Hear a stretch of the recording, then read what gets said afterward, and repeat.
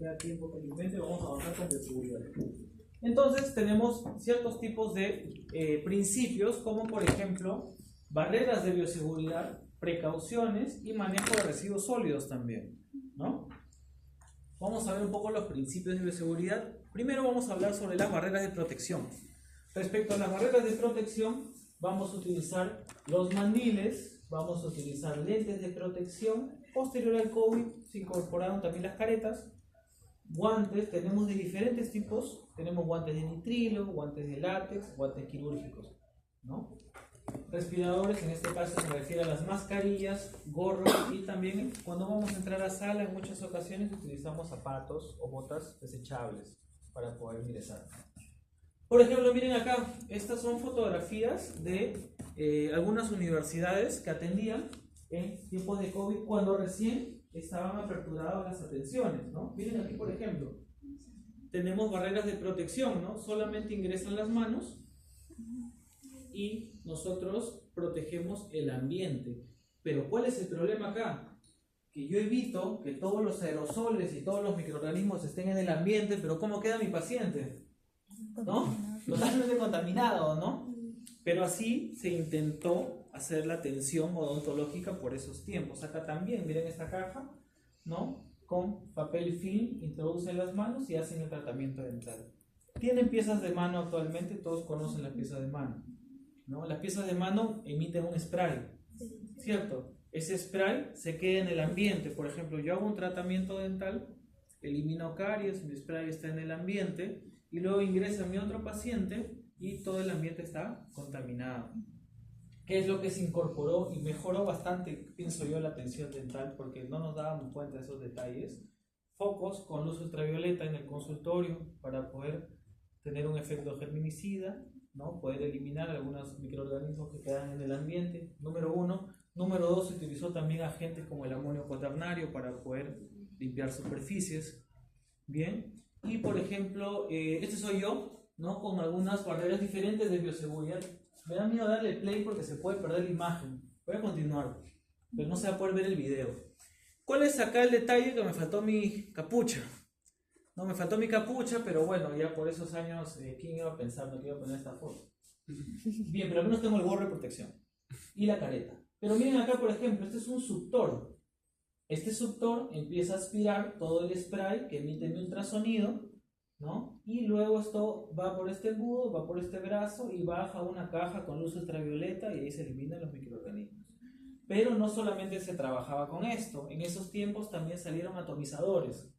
No sé si han visto, pero no el atomizador que es un frasco con una pistolita y usted rocea, ¿no? Eran unos atomizadores que donde usted colocaba amonio cuaternario diluido con agua y posteriormente emitía como un spray para limpiar todas las superficies, ¿no? Entonces son bastantes medidas que se incorporaron para mejorar nuestra atención, para hacerla mucho más segura para nosotros y para el paciente.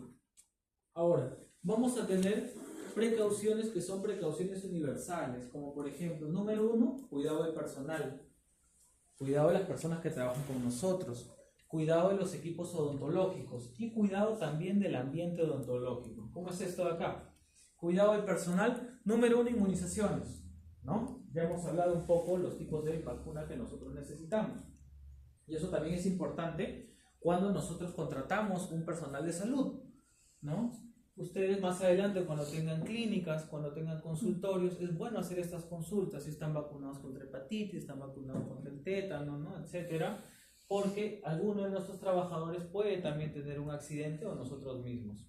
¿Bien? Otro también que vamos a hacer una práctica en la semana 3 sobre el lavado de manos, el correcto lavado de manos para poder prevenir la transmisión de enfermedades. ¿Por qué? Nosotros vamos a trabajar con guantes quirúrgicos para la práctica de la semana 3. ¿Qué pasa si estoy haciendo mi intervención quirúrgica y de repente el guante se rompe? Estoy con toda la sangre y saliva ahí y tengo mi mano totalmente contaminada y contamino el campo de trabajo, ¿no? Entonces hay que realizar un correcto lavado de manos. Para este lavado de manos correcto nosotros tenemos que tener algunas consideraciones. Por ejemplo, retirar relojes, retirar pulseras, algunos anillos que tengamos, cintas, etcétera, ¿no? abrir también los grifos o caños y evitar tocarlos. Entonces vamos a trabajar en parejas. Pero en hospitales, más adelante creo que es en el ciclo 7 o octavo ciclo, van a rotar por hospitales y van a ver que algunos de los caños donde se hacen lavado de manos funcionan con pedales para justamente evitar tocar. Y por ejemplo, nosotros tratamos de abrirlo también con los codos, ¿no? Así como esos caños largos, ¿no? Para que no toquemos las superficies y no nos contaminemos. Ahora, vamos a mojar las manos, muñecas y hasta el antebrazo. Bueno, va a haber una técnica que yo les voy a enseñar en la clase de la semana 3. Y bueno, es importante también este detalle, ¿no? Deben haberlo visto en películas, cómo ingresa el doctor, ¿no? Tenemos la puerta, ingresa con los codos hacia arriba, golpea la puerta y pasan, ¿no? Pero es verdad, es cierto, ingresan así, no tocan la puerta, ¿no? Y los codos están de esta manera, ¿no? No así, porque nosotros podemos tocar parte de nuestras superficies. Esto no lo voy a poder proyectar porque se me va a ir la imagen. Lo vamos a ver después. Cuidado de equipos odontológicos. Ya hemos visto equipos de protección para nosotros, ahora cuidado de equipos odontológicos. Una vez que nosotros terminamos la atención en el consultorio, todos nuestros instrumentales quedan totalmente contaminados, quedan con sangre, quedan con saliva. Entonces, estos equipos odontológicos son materiales, van a convertirse en un vehículo de transmisión indirecta a agentes infecciosos. Entonces, hay una secuencia de cuidado con el instrumental para que nosotros lo tengamos completamente estéril. Número 1, hacemos la limpieza del instrumental. Número 2, va a pasar una desinfección. Número 3, los vamos a empacar. Número 4, esterilizar. Y por último, los vamos a almacenar. Cuando hagan la práctica de anestesia, y les voy avisando, ustedes van a comprar materiales de diagnósticos, o de repente ya los tienen. Espejo, pinza, explorador, y les voy a pedir yo un cárpule para anestesia.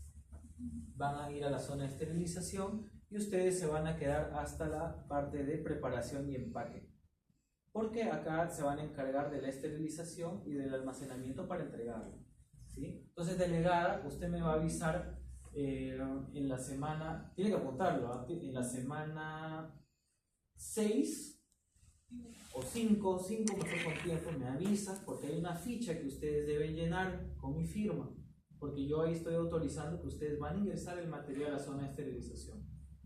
¿Ya?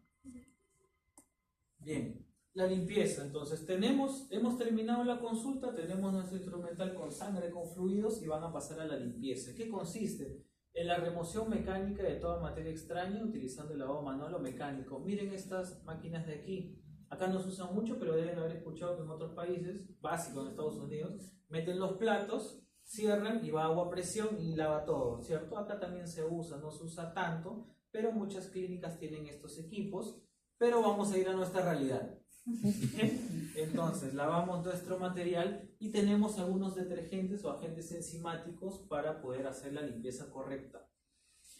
Una vez que hacemos la limpieza, nuestro material va a pasar a una zona de desinfección. ¿Cómo pasa a una zona de desinfección? ¿Y qué es lo que voy a lograr? La eliminación de microorganismos de formas vegetativas en objetos inanimados, pero esta parte es importante. Sin embargo, no asegura la eliminación de esporas bacterianas.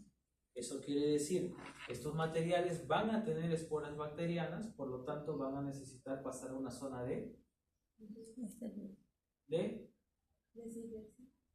esterilización, exactamente, ¿no? Y tenemos tres tipos, miren, desinfección alta, media y baja. En la alta, todos los microorganismos van a eliminarse y podemos en este caso trabajar con glutaraldehído o dióxido de cloro. Media, tenemos el clásico hipoclorito de sodio, que es más ético mencionarlo de esa manera y conocido comúnmente como la lejía, ¿no? Pero ustedes van a decir, pásame el hipoclorito de sodio, pues, ¿no? Ahora, tenemos también desinfección baja con bacterias, hongos y algunos virus, como por ejemplo lo que mencionamos hace poco, el amonio cuaternario. Una vez que hacemos la desinfección, todo mi material va a pasar a una zona de empaque. Vamos a empaquetar nuestro material para posteriormente pasar a la zona de esterilización. Respecto a la esterilización, tenemos de dos tipos. Tenemos esterilizaciones en calor húmedo y tenemos en calor seco. Ahorita vamos a ver las características de cada uno de ellos. Es el proceso mediante el cual se eliminan de los objetos inanimados todas las formas vivientes. Con ellas se logra destruir las formas vegetativas y esporas de los microorganismos. Pero de estas dos, una es mucho más eficiente que la otra y ahora vamos a entender por qué. ¿Cuáles son las diferencias entre calor húmedo y calor seco? Número uno, el calor húmedo, o llamadas también autoclaves, es la primera elección a esterilizar, ¿no? Es nuestra primera opción o elección para nosotros esterilizar el material. Es un método efectivo, rápido y también penetrante en los objetos y nos da ciertas ventajas. Sus piezas de mano que terminan con saliva, que terminan con sangre, tienen que ser autoclavadas. No les pueden pasar amonio, ni les pueden pasar alcohol, ¿no? Tienen que estar esterilizadas y la ventaja te los da un autoclave, un calor húmedo. Por otro lado, también materiales como por ejemplo materiales de ortodoncia. ¿Quién tiene brackets ahorita? ¿Su nombre? Nicole. Nicole. Está grabando todavía, te tiene que responder. Nicole, ¿ha visto al doctor que cuando se acerca está con unos alicates cortando algunos alambres, ¿no? Esos alicates normalmente pierden filo, ¿no? La función cae un poco cuando nosotros trabajamos con calor seco. Pero eso no pasa con el calor húmedo y el autor no me va a dejar mentir. Tenemos un mejor duración de nuestros alicates para ciertas especialidades como por ejemplo la ortodoncia. Y las piezas de mano que también ya hemos revisado. ¿Por qué? Porque nosotros no solamente vamos a hacer una restauración, no solamente vamos a hacer un tallado. Muchas veces en un procedimiento quirúrgico vamos a tener que hacer una sección del diente, una odontosección. Voy a tener que desgastar hueso, voy a tener que hacer una osteotomía. Entonces voy a tener sangre y tenemos que autoclavar nuestras piezas de mano. Por otro lado, el calor seco puede usarse como segunda opción, tiene un nivel menor de esporicidad y deteriora también los instrumentales. Este cuadro es interesante porque tenemos la comparación entre el calor húmedo y el calor seco. Bien, respecto, por ejemplo, al calor húmedo, tenemos en consideración que el calor húmedo puede trabajar a temperaturas de 134 grados centígrados, pero el calor seco puede trabajar a 170. Entonces, si tenemos más calor o mayor temperatura en el calor seco y menor temperatura en el calor húmedo, ¿cuál sería mejor? Más calor. ¿Cuál sería mejor para esterilizar? El calor seco. El calor seco. ¿El calor seco? ¿Coinciden? Miren los tiempos de exposición. Mueva su cabecita. ¿Quién tiene menor tiempo de exposición? El calor húmedo, ¿no? Y hace poco hemos conversado de que las esporas bacterianas las elimina el calor Húmedo. ¿El calor? No, húmedo. Hemos hablado de calor húmedo. Tienen que estar atentos. El calor húmedo. ¿Y por qué? Número uno, porque tiene menor tiempo de exposición. Y número dos, porque elimina las esporas por la presión atmosférica. ¿No? Tiene una presión. Esta presión es lo que va a eliminar estas esporas bacterianas, que esa característica no la tiene el calor seco. ¿Bien? Luego de ello, nosotros vamos a pasar al... ¿Hay una pregunta? Estaba reafirmando lo que aprendí. Ay, me hace llorar, estaba reafirmando. Está bien, bien. Pero cualquier pregunta, levanta la mano, no hay problema. Bien. Almacenamiento del material estéril, ¿no? Ya hemos hecho el empaquetamiento de nuestro instrumental, ya están autoclavados y posteriormente van a pasar a ciertas gavetas o cajones para que puedan ser almacenados. Bien, para que tengamos un orden dentro del consultorio o de la zona de trabajo. Entonces, vamos a pasar ahora a hablar un poco sobre el cuidado del ambiente odontológico. ¿Qué cuidados yo debo tener? Número uno, las superficies. Por ejemplo, mi unidad dental, ¿no? Donde el paciente pone su cabeza, donde el paciente pone sus pies. Muchas veces la unidad dental termina sucia en la zona de los zapatos, ¿no? Porque a veces algunos creen que es su cama y los pacientes hasta pueden colocar la planta de sus zapatillas ahí, nos ensucian toda la unidad. Entonces, ¿qué es lo que yo voy a hacer acá? Voy a... ¿No esterilizo? No, yo desinfecto, no esterilizo. No esterilizo. Igual en los tratamientos dentales, ¿no? A veces yo escucho, ¿no? El diente está estéril, ¿no? Por ejemplo, todos tienen conocimiento del tratamiento de endodoncia. Más o menos. Sí, perfecto. Normalmente se hace la desinfección del conducto, pero a veces escucho, no, el diente vamos a tratar de esterilizarlo, está sin bacterias y no es posible. La única manera que tú lo hagas, que tú logres esterilización en un diente es lo sacas y lo pones en autoclave y luego lo regresas en boca, entonces no se puede, está desinfectado. ¿Bien? Igual acá tenemos las superficies de la unidad dental y nosotros vamos a desinfectar las superficies. Miren, acá también tenemos nuestra jeringa triple, tenemos nuestro suctor y colocamos también en partes de la unidad dental papel film para poder proteger. Esto también lo van a realizar al momento de hacer nuestra práctica. No van a venir con su trapo, no se preocupen, pero sí tienen que colocar film para proteger la unidad dental.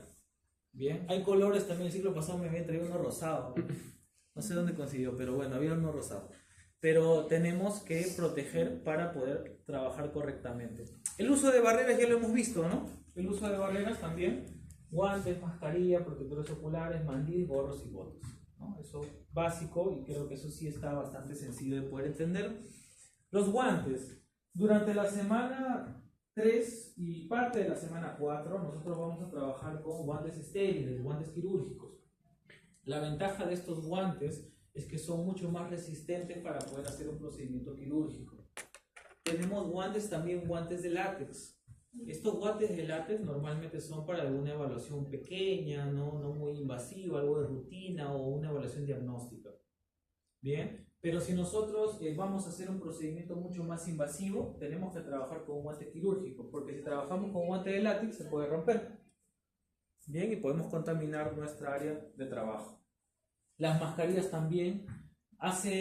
Creo que antes de la pandemia todos usábamos estas mascarillas, bastante simples, no tenían un buen filtro, y posteriormente ya empezamos a trabajar con otro tipo de mascarillas, como las KN, y bueno, ni qué decir de las mascarillas de 3M que tienen un filtro mucho mejor. ¿Bien? Protectores oculares son importantes también porque ustedes al momento de trabajar con piezas de mano, imaginémonos, estamos retirando una caries, va todo el flujo de agua de la pieza de mano hacia la caries, hay bacterias, todo puede salpicar hasta nuestro ojo. Entonces debemos trabajar con lentes de protección y también con el tiempo se trabajaron con caretas. Es más, hasta yo hoy en día también obviamente la uso porque a veces puede secar una superficie y va a rebotar eso en el rostro. Los protectores oculares van a evitar lesiones obviamente causadas por partículas proyectadas hacia el rostro del operador, a la vez que protege contra infecciones, considerando que muchos gérmenes de la flora oral son patógenos o oportunistas. Esto también es básico, ¿no? Eliminación de objetos punzocortantes. Nosotros debemos realizar un correcto, debemos eliminar correctamente estos desechos. ¿Qué es lo que hacemos normalmente? Trabajamos con cajas herméticas, como por ejemplo la caja que está allá, en esa esquina, ¿no? Para la eliminación de algunos residuos, por ejemplo, residuos que sean punzocortantes. Si nosotros vamos a eliminar, por ejemplo, cuando trabajemos con las cabezas de cerdo, ese mandil va a quedar con sangre probablemente, ese mandil va a oler mal, nuestros guantes también, entonces vamos a desecharlos en tachos que tengan bolsa de color rojo, exactamente, rojo, ¿no? Miren aquí, por ejemplo, ¿no? Una clasificación respecto de los tipos de residuos. Residuos, por ejemplo, vamos a nuestra odontología, objetos punzocortantes. ¿Dónde deben estar? En un recipiente rígido de color rojo para objetos punzocortantes sólidos que pueden ser agujas, hojas de bisturí, las hojas de bisturí, porque el mango de bisturí no lo botas, y también la anestesia también, sí, la anestesia también, los cartuchos de anestesia. Y también hilos de sutura, por ejemplo, ¿no? No quiero ver porque, bueno, en esta sede no me ha pasado en la otra sede, que yo doy la clase número 1, doy la clase número 2, llegamos a la clase número 8 y veo de repente, imaginémonos acá, veo un par de guantes, ¿no? O veo en el piso una hoja de bisturí. Traten de ser bien responsables en esa parte. Sí, porque de todas maneras, al término de esas prácticas, nos vamos a quedar para evaluar el salón y que no hay ningún resto. Porque van a haber encargadas que eliminan los desechos y ellos también se pueden contaminar. Nadie quisiera hincarse o contaminarse con un resto de repente de una incisión que hayamos hecho en nuestras muestras biológicas. ¿Bien? ¿Sí? Tengan cuidado con eso. Me pueden preguntar, doctor, si no recuerdan, doctor Samudio, doctor Cubas, ¿dónde es que tengo que botar estos desechos? Yo voy, los llevo y ahí lo van a eliminar. Bien, por favor, traten de ser bien responsables con eso para no tener problemas. Miren aquí, por ejemplo, tenemos la eliminación de los residuos punzocortantes en cajas herméticas, ¿no? Biológicos infecciosos en bolsas amarillas y también tachos rojos con bolsa roja cuando nosotros vamos a eliminar algunos mandiles, guantes, cosas que estén contaminadas o biocontaminadas o elementos biocontaminados. Bien, ahora durante la segunda parte del curso yo les voy a pedir tachos, pero son tachos para que ustedes ahí boten sus gasas, boten de repente algodón, ¿no? Son unos tachos metálicos, pequeños, de desechos. No me vayan a comprar estos, porque me ha pasado también, y les he explicado y les he comentado y me han traído esto. Esto no me traigan, porque esto lo dejamos acá en las cajas de la universidad. ¿Ya? Bien. Accidentes que pueden ocurrir durante la consulta. ¿Qué es lo que puede pasar de repente si yo estoy haciendo un tratamiento odontológico y tengo un inconveniente clásico que me pueda pinchar o me pueda cortar? ¿Y qué es lo que yo he visto en algunas ocasiones? No acá, sino ya les hablo ya en clínica o en consultorio. El doctor tiene un corte y está haciendo un tratamiento. ¿Qué hace? Yo veo a veces se sacan el guante, se ponen otro y siguen trabajando, ¿no? Y luego todo ese guante está con sangre, ¿no? Y el doctor se está exponiendo también para que pueda contagiarse de alguna enfermedad si es que la tuviera el paciente.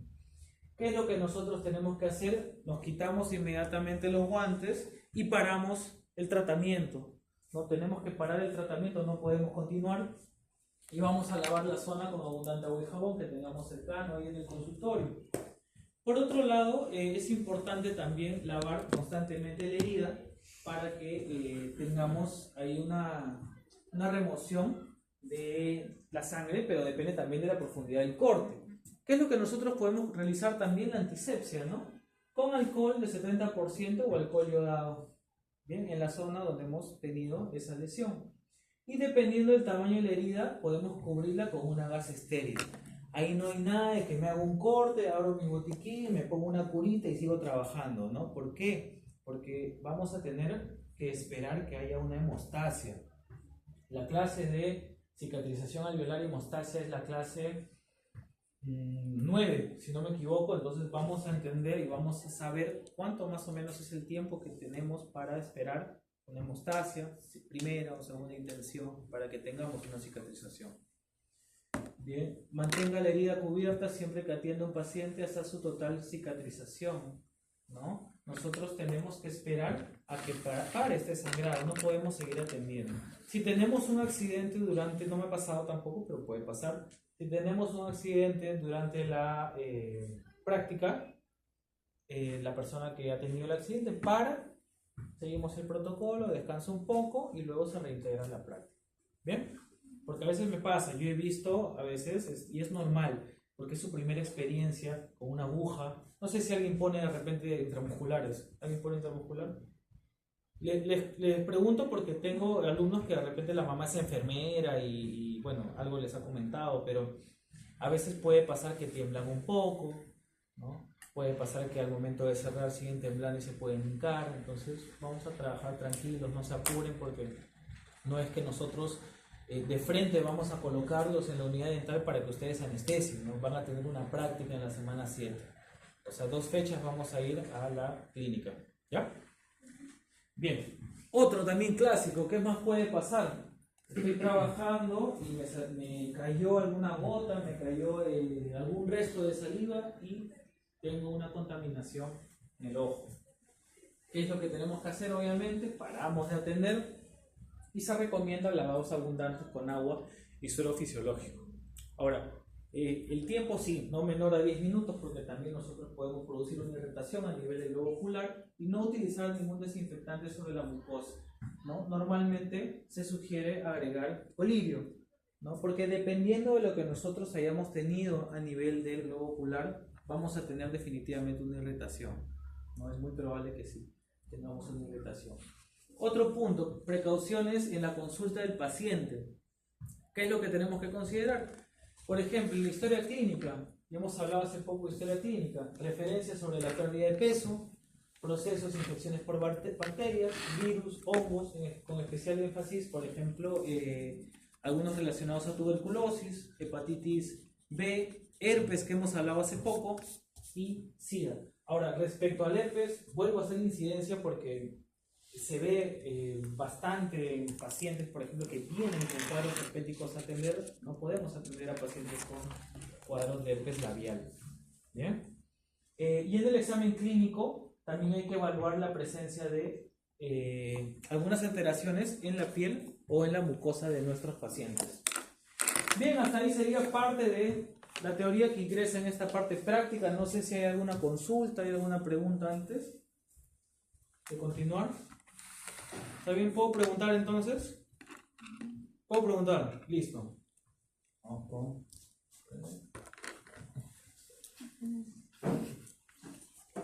Listo. Entonces, hemos hablado sobre bioseguridad y hemos hablado de historia clínica. Respecto a historia clínica, por ejemplo, ¿qué consideraciones debo tener? ¿Cuáles son algunas de las partes de historia clínica? Anamnesis. Tranquila, todavía no voy al diagnóstico. Vamos en orden ahora. A ver. Vamos en orden y esto quiero remarcarlo porque esto lo vamos a ver solamente en esta clase. Permítame un momento, salgo y vuelvo. Sí, sí, no hay problema. Vamos a recalcar esta parte de acá. Listo. ¿Perdón? Nombre, datos, filiación, motivo de consulta, antecedentes, y esto se desglosa acá, ¿no? Anamnesis, examen clínico. En el examen clínico, ¿qué es lo que yo tengo que evaluar? Mucosas. Mucosas. ¿Qué mucosas? ¿Cómo que qué mucosas? ¿Qué mucosas evaluó? ¿Qué más? Carrillos. Tranquila, eso no es mucosa. Carrillos. Carrillos, frenillos, Mucosa vestibular. paladar, mucosa vestibular, carrillos también. ¿Qué más? Si yo voy a evaluar extraoralmente a mi paciente, ¿dónde hago énfasis o qué es lo que evalúo? Sí, el ATM. ¿Qué más? Presencia de fístulas. Sí, o a nivel ganglionar puedo palpar si tengo alguna inflamación también. Exacto. Luego nosotros vamos a evaluar, vamos a determinar, posterior al examen clínico, vamos a determinar un diagnóstico presuntivo. Presuntivo, o sea, yo evalúo piezas dentarias, evalúo mucosa, evalúo todo lo adyacente en boca y yo voy a tener una presunción del diagnóstico, más no el diagnóstico definitivo. ¿Y qué exámenes yo puedo solicitar a mi paciente para hacer un diagnóstico definitivo? Radiografías. ¿Conocen tipos de radiografía? ¿Cuáles? Periapical. Bien, cefalométrica, otra. Panorámica, otra. Periapical es otra. Está bien, sigan. Otra. No, radiografías estamos conversando todavía. Tomografía es tomografía con BIM o de arcónico, ¿no? Una sola. ¿Qué otro tipo de radiografías conocen?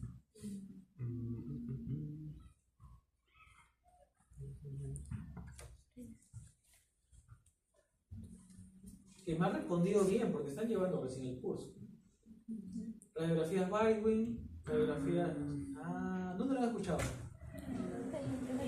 En introducción. Radiografías Baldwin, otro tipo de radiografías. Ese ya le dijeron. Para que vean que estoy atento. Otra. Eso no lo escuché. Radiografías oclusales.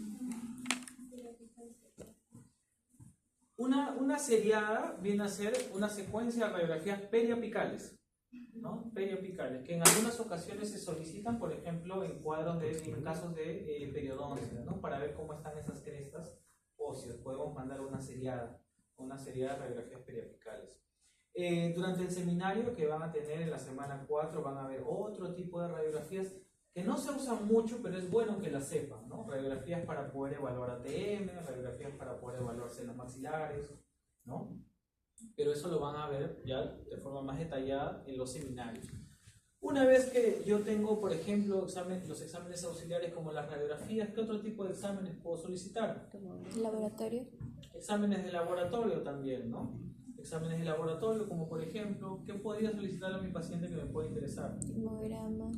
Uno puede ser glucosa también, un hemograma completo, ¿no? Porque, por ejemplo, yo tengo un paciente que aparentemente está en buen estado de salud y el paciente quiere realizarse, imaginémonos, implantes dentales. Quiere realizarse implantes dentales, es un paciente que va a ser derivado de un tratamiento quirúrgico invasivo. Puedo solicitar yo tranquilamente un examen de laboratorio, ¿no? Para ver cómo están los tiempos de coagulación, un hemograma completo, para ver si también las células blancas están ok, porque a veces están muy alteradas, ahí yo sospecho que de repente hay una infección antes de hacer una intervención. Y con eso yo voy a evaluar mi diagnóstico definitivo para establecer un plan de tratamiento. Es decir, con todos los exámenes yo voy a evaluar si mi paciente de repente, ¿no?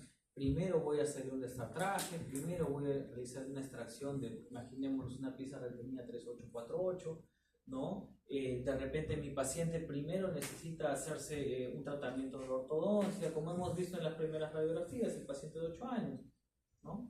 Es un tratamiento ortopédico, ¿no? Para redireccionar el crecimiento. Entonces, todo eso es gracias a los exámenes auxiliares para llegar a un diagnóstico definitivo. Y con eso yo voy a plantearle un tratamiento a mi paciente y voy a poder hacer una evolución de mi paciente. Y al final voy a llegar a una alta. ¿Cuál es uno de los detalles que yo veo? Muchas veces tenemos un paciente, tenemos un tratamiento integral, hacemos el tratamiento, terminamos el caso y luego no lo vemos nunca más. ¿Qué pasa con ese paciente en 5 o 6 meses? No hay un control periódico con los pacientes. Por ejemplo, el paciente vino con una dolencia, la solucionamos, adiós, ¿no? Y no estoy queriendo decir que tienes que hacer todo a la boca, ¿no? No, simplemente que solucionamos el problema, mejoramos el cuadro, obviamente mejoramos la calidad de vida del paciente, ¿no? Rehabilitándolo, colocándole piezas donde no tenemos piezas dentarias, con una prótesis fija, removible, implantes, etc. Pero hay que hacer un seguimiento al paciente, ¿no? Nosotros no atendemos y nos despedimos, tenemos que verlo cada cierto tiempo. Bueno, esto es un poco más de lo mismo. Ahí hasta ahí una consulta, ¿todo bien? ¿Sí? Sí, bueno, no sé si dijeron esto, pero una radiografía que normalmente ha pasado a segundo o tercer plano es la radiografía cruzal. Y por ejemplo, cuando ustedes quieren determinar la posición, la ubicación de un cañón retenido, estamos hacia paladar, vestibular, nos ayuda también la radiografía cruzal. No solamente la panorámica, pero hoy en día lo que más pedimos es panorámica, la verdad. Pero recuerden que la cruzal también nos va a ayudar muchísimo para saber por dónde van a abordar y si es que pueden abordar, ¿no? El cirujano va a decir si puedo entrar por vestibular o por palatino, o de repente le va a decir, no sé qué, esto no es posible fraccionarlo con fines de ortodoncia, hacer un tratamiento ortodóntico, o simplemente vamos a hacer una odontosección para retirarlo. Para tener la oportunidad de poder tomarse unas radiografías a un caso que tengan la necesidad de hacerlo. Sí, eso es cierto, porque muchas veces vamos a atender también pacientes de repente con, digamos, bajos recursos, algún paciente, y una tomografía de repente no la podemos solicitar.